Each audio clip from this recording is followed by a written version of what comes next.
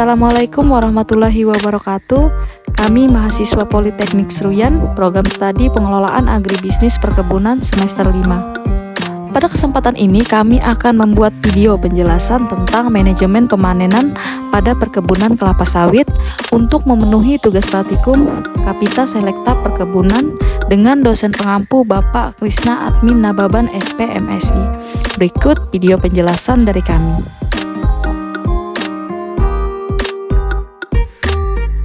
Pemanenan. Apa itu panen? Panen adalah pengambilan buah kelapa sawit yang telah memenuhi kriteria sawit siap panen, seperti kriteria matang panen dari pohonnya dan kriteria berondolannya, dan selanjutnya bersama-sama berondolannya dikumpulkan untuk diangkut ke pabrik. Panen buah kelapa sawit adalah kegiatan pemotongan tandan buah dari pohon hingga pengangkutan ke pabrik. Secara umum, pengelolaan panen adalah bagaimana menentukan panen yang tepat untuk mendapatkan kadar minyak yang tinggi dengan kadar asam lemak bebas yang rendah. Tanaman kelapa sawit mulai berbuah setelah 2,5 tahun dan masak sekitar 5,5 bulan setelah penyerbukan. Tandan buah dapat dipanen jika tanaman telah berumur 31 bulan, sedikitnya 60% buah telah matang panen. Yang di lapangan diperkirakan dalam 5 pohon terdapat 1 tandan buah matang panen. Penentuan waktu panen yang tepat diidentifikasi dengan penentuan kriteria matang panen yang dapat diketahui dengan mengetahui pengembangan buah kelapa sawit. Organisasi panen. Organisasi panen meliputi pengaturan regu panen yang telah ditetapkan, persiapan peralatan panen dan hanja panen. Regu panen terdiri dari 1 orang mandor panen, 1 orang pengumpul hasil, 15-20 orang pemanen. Setiap pemanen bersama dengan pemungut brondolan yang bertugas memungut brondolan dan mengangkut buah ke tempat penampungan hasil. Peralatan panen adalah chisel, pikulan, dan bakul. Hanja panen tergantung pada kemampuan pemanen dan kerapatan pohon. Umumnya kemampuan tiap pemanen adalah 2-2,5 hektar dengan kerapatan pohon 130 pohon per hektar. Selanjutnya ada kriteria matang panen. Kriteria matang panen diidentifikasikan dengan pengetahuan dasar tentang perkembangan buah kelapa sawit. Perkembangan buah kelapa sawit dimulai dari terjadinya penyerbukan buah kelapa sawit hingga masak panen yang membutuhkan waktu 5,5 bulan. Masa resertif bunga betina kelapa sawit terjadi selama 3-4 hari setelah bunga mekar, sedangkan pada bunga jantan akan menghasilkan polen 2-3 hari setelah seludang membuka. Pada kondisi tersebut, viabilitas polen optimal. Kondisi ini biasanya ditandai dengan aroma yang harum. Kriteria matang panen kelapa sawit ditentukan dengan melihatnya perubahan warna dan buah yang memberondol dari tandan. Ciri tandan matang panen dari perubahan warna adalah telah berubahnya warna buah dari warna kehitaman atau ungu menjadi oranye. Matang panen dari ciri berondolan sedikitnya ada 5 buah yang lepas atau jatuh atau berondolan dari tandan yang beratnya kurang dari 10 kilo atau sedikitnya ada 10 buah yang lepas dari tandan yang beratnya 10 kilo atau lebih. Di samping itu ada kriteria lain, tandan buah yang dapat dipanen apabila tanaman berumur kurang dari 10 tahun. Jumlah berondolan yang jatuh kurang lebih 10 butir. Jika tanaman berumur lebih dari 10 tahun, jumlah berondolan yang jatuh sekitar 15 sampai dengan 20 butir. Berikut ada tabel, praksi, dan kriteria matang buah dengan derajat kematangan. Yang pertama, praksi 00, di mana kriteria matang buah tidak ada buah memberondol. Kemudian buah berwarna hitam pekat dengan derajat kematangan sangat mentah. Kemudian ada praksi 0, di mana 1 sampai dengan 12,5% buah memberondol. Buah berwarna hitam kemerahan dengan derajat kematangan mentah. Praksi 1, 12,5 sampai dengan 25% buah luar memberondol, buah berwarna kemerahan dengan derajat kematangan kurang matang.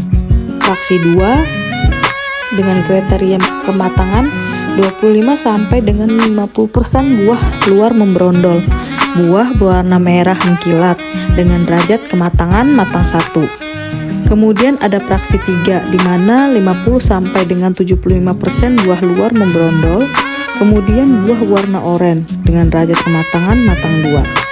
Selanjutnya ada praksi 4, di mana 75 sampai dengan 100% buah membrondol. Buah berwarna dominan oranye dengan derajat kematangan lewat matang 1. Dan yang terakhir ada praksi 5, di mana buah dalam juga membrondol, ada buah yang busuk dengan derajat kematangan lewat matang 2. Selanjutnya ada rotasi panen. Rotasi adalah waktu yang diperlukan antara panen terakhir dan panen berikutnya pada tempat yang sama. Rotasi panen berhubungan dengan kerapatan panen atau jumlah pohon yang dapat dipanen dalam luasan tertentu. Kemudian rotasi panen kelapa sawit pada umumnya adalah 5/7, yang artinya 5 hari panen dengan rotasi 7 hari. Rotasi yang terlalu tinggi akan menyebabkan buah kelewat matang dan menyebabkan minyak memiliki kadar ALB yang tinggi. Rotasi yang terlalu sering akan menyebabkan kurangnya efisiensinya kegiatan panen karena buah belum masak. Taksasi produksi. Taksasi produksi adalah suatu perkiraan produksi hasil tanaman yang dibudidayakan. Taksasi produksi pada kelapa sawit dilakukan untuk memperkirakan produksi 6 bulan, 3 bulan, dan 1 bulan yang akan datang atau 1 hari sebelum panen. Fungsi taksasi panen adalah untuk memprediksi angka kerapatan panen, menentukan dan mengatur kebutuhan tenaga kerja, penyediaan sarana, transportasi atau angkutan panen. Taksasi panen dilakukan pada tanaman dengan umur yang seragam. Dilakukan 2 kali dalam setahun, yaitu pada bulan Juni dan Desember. Penghitungan diambil secara sampel sebanyak 5% dari populasi tanaman. Pelaksanaan panen. Standar panen kelapa sawit meliputi penetapan tandan buah dapat dipanen terkait penanganan setelah panennya. Pertimbangan jauhnya jarak pabrik dan terbatasnya kapasitas penampungan pabrik dapat menjadi pertimbangan sistem panen yang dipakai.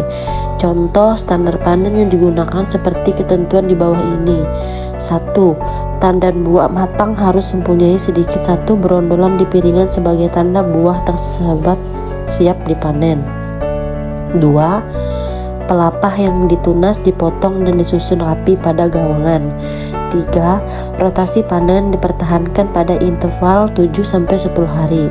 4. TBS di berondolan disusun rapi di TPH atau tempat pemungutan hasil untuk pengangkutan ke pabrik. 5. Tangkai buah dipotong dan seluruh kotoran tandan TBS dibersihkan sebelum pengangkutan. 6. Tingkat ektasi minyak 20% dan kandungan ABL. Pelaksanaan panen. Cara panen. Dalam proses panen dapat dilakukan dengan berbagai kegiatan.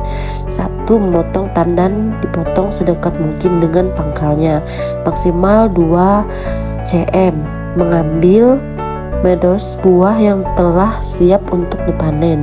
3. Mengutip berundulan hasil dari rontokan panen. 4.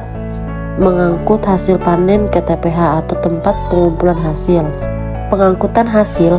Pengangkutan meliputi pengumpulan berundulan dan tandan buah segar dari pokok tanaman sawit ke TPH dan pengangkutan ke pabrik.